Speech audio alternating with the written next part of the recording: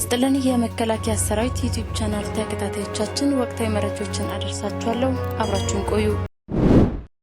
ኢንጂነር አይሻ መሐመድ የኤሌክትሮኒክስ ኢንጂነሪንግ ኢንዱስትሪን ጎበኙ።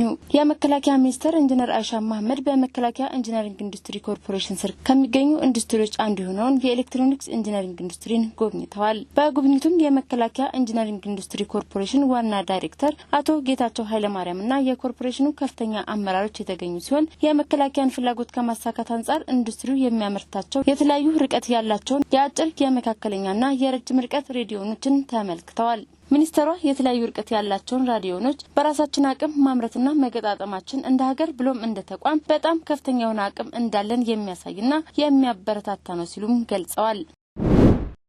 ድጋፍ ሰጪ ስታፉ ለእዙ ግዳጅ አፈጻጸም ስኬት እያከናወነ ያለውን ተግባር አጠናክሮ መቀጠል እንደሚገባ ተገለጸ። ሰራዊቱ ግዳጅና ተልእኮን በላቀ ብቃት እንዲፈጽም የእዙ ስታፍ ሁለንተናዊ ድጋፍ በመስጠት እየተወጣ ያለውን ኃላፊነት አጠናክሮ ሊቀጥል እንደሚገባም የማዕከላዊ እዝ አዛዥ ሌተናል ጀነራል ዘውዱ በላይ ተናግረዋል። አዛዡ ከእዙ ስታፍ አመራሮችና አባላት ጋር ጥቅል የስራ እንቅስቃሴን አስመልክቶ ውይይት አካሂዷል። ደንብና አሰራሮችን ጠንቅቆ በመረዳት ግዳጅና ተልእኮን በአግባብ የሚወጣ ፕሮፌሽናል ሰራዊት ለመገንባት እየተሰራ ነው አዛዡ ስታፉ ፕሮፌሽናል በሆነ መንገድ ተዋጊውን ክፍል የመደገፍ ሙያዊ ኃላፊነቱን በብቃት የመወጣትና በተመደበበት የሙያ ዘርፍ ላይ የመደገፍና የማማከር አገልግሎት በመስጠትም ሀገራዊና ተቋማዊ ኃላፊነቱን መወጣት ይጠበቅበታልም ብለዋል። የእዙ ድጋፍ ሰጪ ስታፍ እዙ ለተወጣቸውና እየተወጣቸው ላሉ ስኬታማ የግዳጅ አፈጻጸሞች በሁለንተናዊ መልኩ ውጤታማ ስራ እያከናወነ እንደሚገኝ የገለጹት ጀነራል መኮንኑ በማንኛውም ጊዜና ቦታ ፈጣንና ቀልጣፋ ምላሽ መስጠት የሚችልና አህዱን በቅንነትና በታማኝነት የሚያገለግል ስታፍ በመገንባቱ ረገድ አመራሩ ወሳኝ ድርሻ እንዳለውም ተናግረዋል። በየደረጃው ያለ የስታፍ አመራርና አባላት በየጊዜው አቅሙን በስልጠና እያዳበረ ከዘመኑ ጋር መጓዝና የፕሮፌሽናል ሰራዊት ባህሪን ተላብሶ ሙያዊ ኃላፊነቱን በአግባብ መወጣት እንዳለበትም ሌተናል ጀነራል ዘውዱ በላይ አስገንዝበዋል። በጎንደር ራሱን የጽንፈኛው ፋኖ ምክትል ሰብሳቢና ወታደራዊ አዛዥ ብሎ የሚጠራው ታደሰ ሸቴ ከነቡድኑ ተደመሰሰ።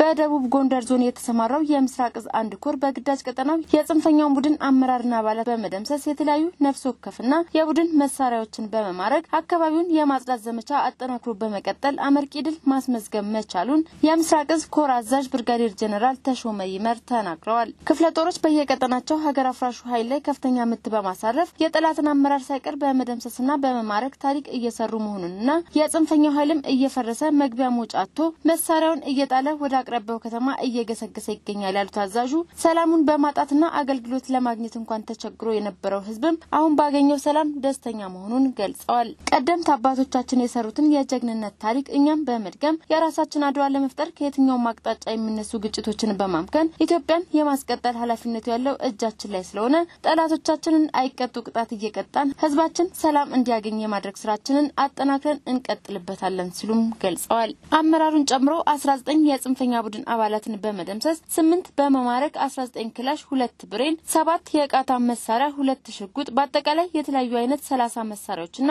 10 ቦምብ 11 የወገብ ትጥቅ 20 የክላሽ ካዝና 1165 የተለያዩ ጥይቶች 2 የመገናኛ ሬዲዮ ቻርጀር 1 የመታወቂያ ማተሚያ ማሽን ከነ ዶክመንቱ ማርከን በመውሰድ እንደ ኮር ትልቅ ድል ያገኘንበት ስምሪት ነው በማለትም አስረድተዋል። በኮር ስር የሚገኝ አንድ ሬጅመንት አዛዥ ሻለቃ ዋሴ ገዜ በበኩላቸው በእንዳቤቴ ወረዳ ሌባ መጣያ ተብሎ በሚጠራ ስፍራ ተደብቆ ህዝብን እየዘረፈና እያሰቃየ የነበረውን ኃይል ወታደራዊ ስልትን ተጠቅመን ካምፑን ሙሉ በሙሉ በማውደም ከመሳሪያ እስከ ተተኳሽ ማርከናልም ነው ያሉት። ሻለቃ ዋሴ ገዜ የሬጅመንቱ አባላት ባደረጉት ተጋድሎ ጠላት መውጫ ቀዳዳ እስኪጠፋው ከበው በመምታት የተሰጠንን ተልዕኮ በውጤት በመደምደም የጠላት ቅስም እንዲሰበር ማድረግ ችለናልም ብለዋል።